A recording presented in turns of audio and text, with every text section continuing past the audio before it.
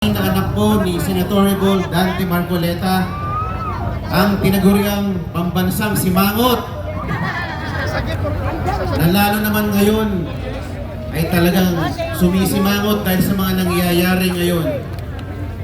Kung siya ganito kalalim ang kunot, mas lalong lumalim ang kunot niya sa noo dahil sa mga pinaggagawa ng administrasyong ito sa ating mahal na Pangulo. Sino po sa inyo dito ang nabudol?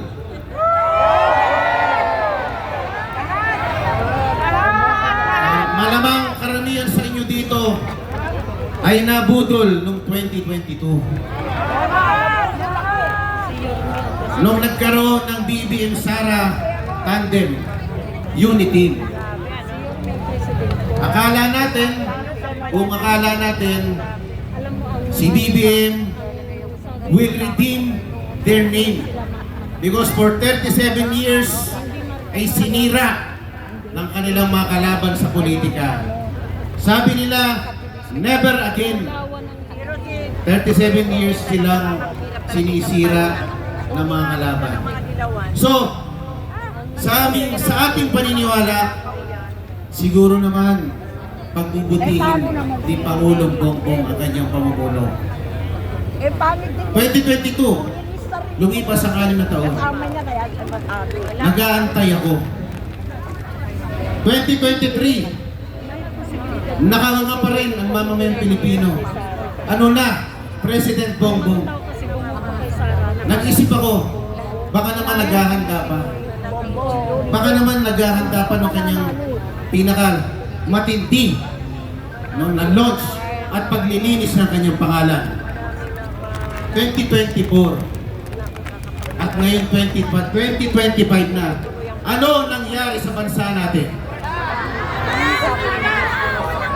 Masasabi niyo ba ng Pilipinas ay mas maganda ang kalagayan ngayon kaysa noon panahon ni Pangulong Rodrigo Duterte?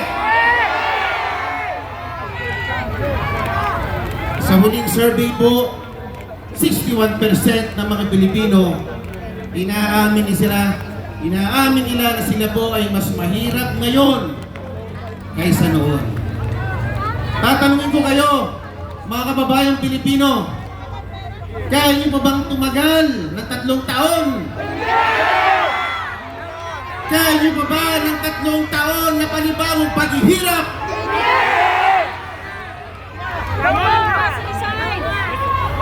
Akala kasi niya, popular siya nung nanalo siya ng 2022. Hindi niya alam, nanalo lang siya dahil siya ay umangkas kay Sara Duterte.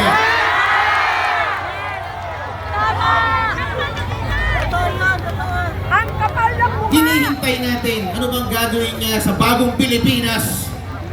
Yung pala, naging mistulang bagoong Pilipinas. Kala mo may gagawin siya para sa ating bansa. Wala naman pala. Mas gusto niya lang palang namamasyal, nanonood ng Formula 1 Grand Prix racing sa iba't ibang bansa. Ano ba naman ito? Ito ba gusto natin na Pangulo? Akala siguro niya, 2022 nga nanalo ko.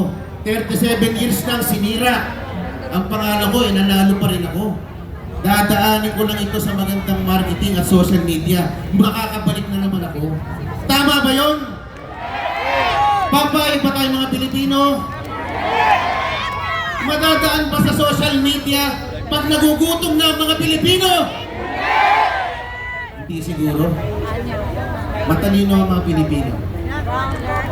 Okay. Sorry, I'm carried away. Ang sasabihin ko lang po, gaano man kadilim ang